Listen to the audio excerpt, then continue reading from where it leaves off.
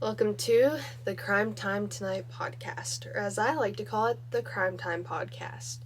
So today we are going to be talking about missing persons case, Alexis Ware, as you can see her right here on my wall. And there's going to be multiple sections to this story today. First, we're going to talk about who is Alexis Ware. Then we're going to talk about the days leading up to her disappearance. And then lastly, we will talk about her actual disappearance. So if you'd like to watch this video, grab your snacks, grab your blanket, and let's get into this. So Alexis Ware was a woman who had a lot of dreams. She was a Instagram influencer. Her Instagram handle was Lex_goddess_. And a lot of people described her, especially her mother and brother, as bubbly, a happy person. Her brother said that she lit up a room anytime she walked in it. So Alexis was a very sweet and kind girl. And she had a big dream to open her own salon and boutique in Atlanta, because prior to her trying to open up her own place, she was a makeup and hair stylist, and she was really good at her job. She was one of the best. So Alexis planned on moving her and her two kids to Atlanta to be closer to her little brother Travis. She had tons of clothes, shoe boxes, shoes, clothing racks, all the stuff she would need to open the boutique part of her business. She was already starting to collect all of that in her apartment bedroom at her apartment. And so Alexis already had a business license for this business she wanted to open, and she went ahead and already got approved to break her lease. But Alexis never made it out of South Carolina, and these big dreams never ended up happening. So let's get into what led up to Alexis's disappearance. On Friday, January 28th, Alexis packed up her two kids and they went to stay at her mother's house. And while Alexis was at her mother's house, she kept getting calls from this same number over and over again. And the reason why Alexis was so confused is because she had actually blocked this number.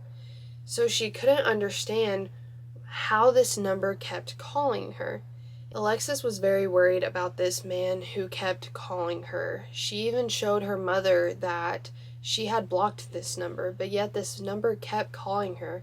And when Alexis's mother asked her who was calling, all she said was the devil. Alexis's mother really wanted her to stay there, but Alexis got in the shower, got ready, did her hair, did her makeup, put her lashes on, got fully dressed in a nice outfit, and assured her mother that she was okay to go home. And Alexis's mother was not sure what to do because she could not force her daughter to stay there. So Alexis did end up driving home that Sunday. It was either a day or 2 days after Alexis originally got to her mother's house. But Alexis ended up leaving that Sunday and headed back to her home. So Alexis's mother FaceTimed her later that day, and when Alexis answered, she was in bed, and her mother asked her if she was okay, and Alexis responded that she was just tired, she needed sleep, the kids had worn her out, and she let her mom know that the black truck was outside her house. So immediately Alexis called the cops, and the cops came, and the truck was gone, so they couldn't do anything about it. But Alexis knew that she would be unsafe as soon as that cop left. So she got her kids ready, and as soon as the cop was starting to leave, she ran downstairs and jumped into her car and went to meet her baby daddy. So just to throw this in the story, Alexis was supposed to go turn in some lottery tickets at the Augusta headquarters, I guess it is, that you turn in the lottery tickets, because she had won a bunch of money. So she had set an appointment Monday morning to go meet with these people to get her lottery tickets turned in. And Alexis never showed for her appointment. and we will find out why in just a minute. So, just to backtrack to where we were, Alexis met her baby daddy at a 7-Eleven on Highway 29 in Anderson County to drop off her kids. And the reason she did this was because she told her baby daddy that she needed gas money and that she would not be able to make it to his house. So TJ, the father of her children, came and met her at the 7-Eleven gas station. TJ explained to the police after Alexis went missing that the plan was for Alexis to follow him back to his mother's house where the kids and him would be staying. But when they got on the main road to actually head to his mother's, they both turned left, and then Alexis took off around TJ and sped away, and she was never to be seen again. So TJ called Alexis's mother and said, "Hey, have you talked to Lex?" And her mother replied, "No, I haven't talked to Lex since earlier this morning. She was laying in bed, and that's the last time I've heard from her." So TJ went ahead and explained the story to Alexis's mother, that they were supposed to go to his mom's house, but that Alexis had mentioned that she was going to go back to her mother's house after. And this was weird because Alexis never showed up to her mother's house. By this point, TJ has been cleared as not being a suspect in this investigation. But Alexis's brother believes that TJ knows more than what he's saying because he was the last person to see her, and if something was seriously wrong, he figures that Alexis would have told TJ, as it is her children's father. And the one thing that Alexis loved more than anything was her kids. She strived to be the best mother. If she set her mind to something, she was determined, and she was determined to open that boutique so that she could make enough for her and her kids to have a happy life. So Alexis's number one goal was to be a mother. So the fact that she just left her kids left everybody in confusion. So the cops put out later that Alexis was wearing a black jacket, a black bandana/bonnet, gray yoga pants, and she was driving a 2019 red Honda Accord. So this is where we find out more information about Alexis, is because this car has been seen at multiple sightings, but not the sightings that anybody knew she would ever be at. So let's get into that. The first place that Alexis's car was spotted was at a apartment complex, a very far distance from where she met TJ at the 7-Eleven. And the weird thing about this apartment complex is that Alexis never told her mom that she had any friends at this apartment complex, that she knew anybody, that she was going there, and Alexis and her mom were very close. So the fact that she was at this apartment complex and nobody knew why left them all in a mystery. So later on, Alexis's mother goes to that same apartment complex and passes out flyers to everybody there and asks them if they know Alexis. And a lot of people that she talked to said they don't know who Alexis is, they don't know why she would be there, and they had not seen her. So the next sighting of Alexis's car was 50 miles from Anderson, South Carolina, and her car was found on a dirt road in a very wooded area. And the man that owned this property did not report this car for multiple days because he said there were a lot of lumbermen that came through there at that time. So he didn't think anything of it. He just thought one of the lumbermen had parked their car there so that they could go do what they do. But the weird thing about this is that when the cops investigated Alexis's car, her cell phone, purse, a bag of clothes, and her bonnet were found. Her bonnet was actually outside of the car on the ground.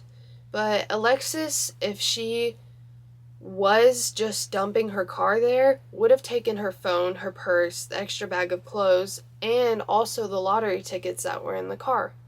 because this was not like Alexis to leave all her stuff behind. So this was the sign to her family that Alexis had been abducted.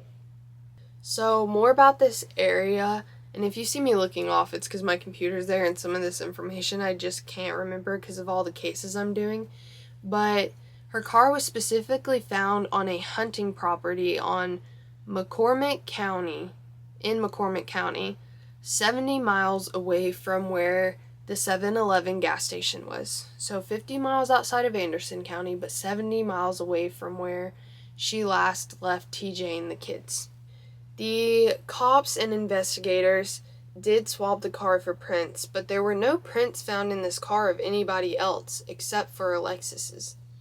And this is the weird thing, is that if she was taken by someone or someone did dump her car, you would assume that there would have been some kind of prints in the car, but there was nothing.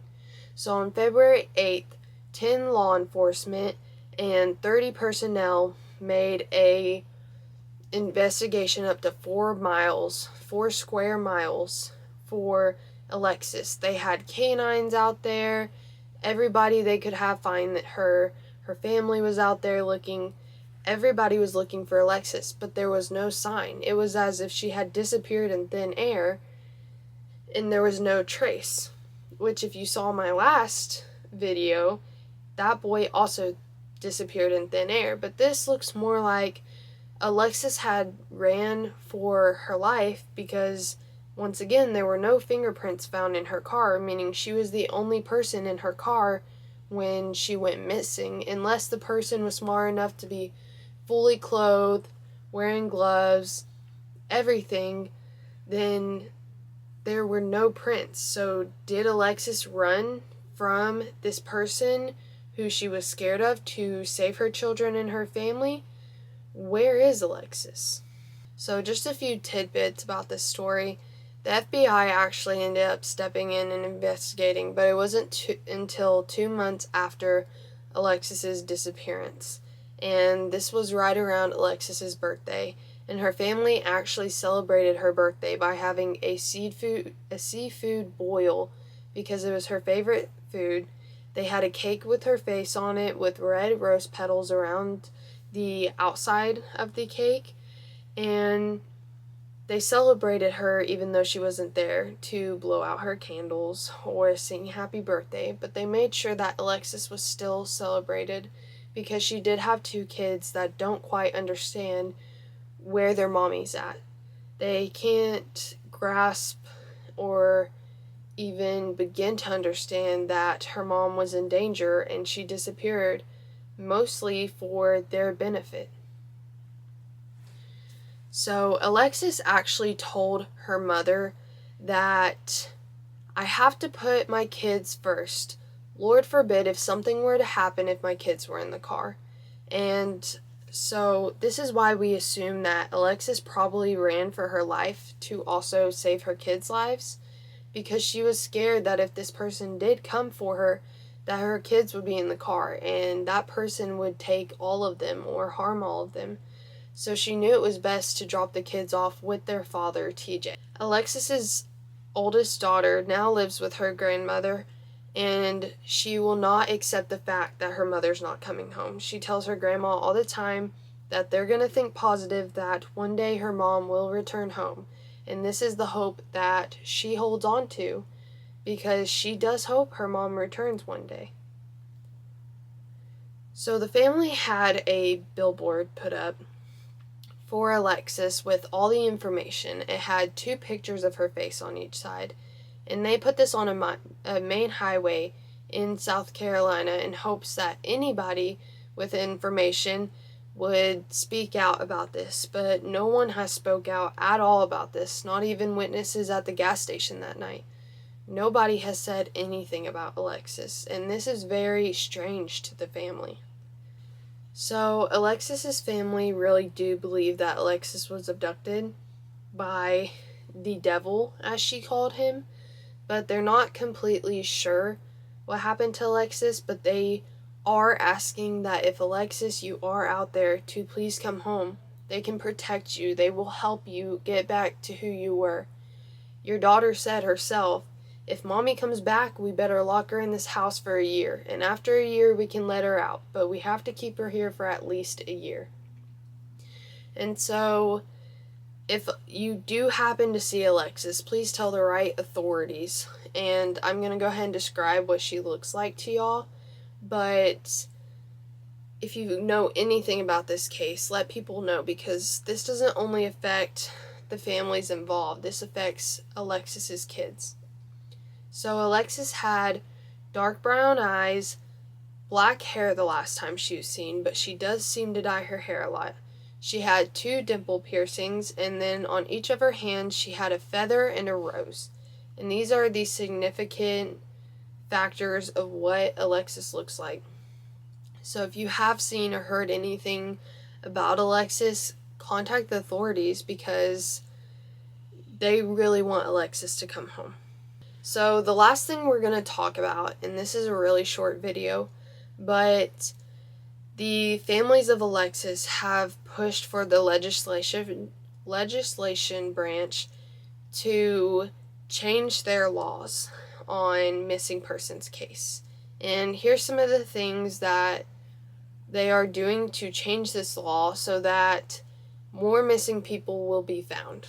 So June 2024, the proposal was handed over to Senator Carl, and they said that they are going to fly to Colombia themselves to make sure that this legislation that they are trying to get filed is pre-filed. They want to make sure that this is actually an act that goes through. And so Alexis's mother spoke out a little bit at that hearing, the meeting that they had beforehand, before pushing it out. And mind you, this had a lot of families of missing people. It was more than just Alexis's family. A bunch of people from South Carolina came out there to speak on behalf of their children that had went missing. But Alexis's mother had explained that her and Alexis's daughter had tried giving some extra information to the police, but the police would not listen to them. And they were in hopes that they would go ahead and release this case so that other agencies could look into this more than just the police, because as of now, 2024, we are going on 3 years, I believe. I'll look that up in just a second. But it has not been released where people can search for her. And if you know anything about TikTok, we can come together and find missing people. And if you don't believe me, that's fine. But a lot of things have been found because of TikTok. So Alexis's mother just hopes that Alexis gets justice one day, because she has not got the justice she deserves. The police have not done as much as they could possibly do, along with not only Alexis's mother, but Alexis's little brother contacting them, trying to get information on the case, trying to see if they found any more information, and the police will not contact them back. They will not answer their emails, their phone calls, nothing. So Alexis's mother is basically left to guess what happened to her daughter, because she can't get any intel from the police, hence why she is pushing this legislation branch to approve their paperwork to get the missing persons case in South Carolina changed. So this act is actually called the Alexis Ware Act, and we are going on 3 years of Alexis being missing here come the 30th. So this is a very sad case. This is something that a lot of people hope gets solved. The likelihood of that is very low. But if Alexis is out there, we hope that she'll come forwards and say something. And another thing that was posted on the Instagram of Alexis Ware Act, because they have their own Facebook and Instagram, is that a psych did a reading, and you can take this for what you want, if you believe in psychs or not, because I'm not going to put my thoughts out there, but a lot of people have mixed feelings. But this psych basically said that Alexis is still alive somewhere. She left in the best interest of her kids, and she does not feel safe to come home yet. until she knows that that stalker is completely gone. So whether or not that stalker kidnapped Alexis and that's why she came home, this site truly believes that Alexis is still alive. And like I said before, if you know anything about Alexis, please contact the right authorities. Once again, this is her, and there's many photos throughout this video. But if you liked this case and you'd like to hear more, please leave comments down below and let me know what you thought about this case. And in hopes to find Alexis and other missing people, let me know some more missing people cases, because I love doing this and I really hope one day we can find somebody.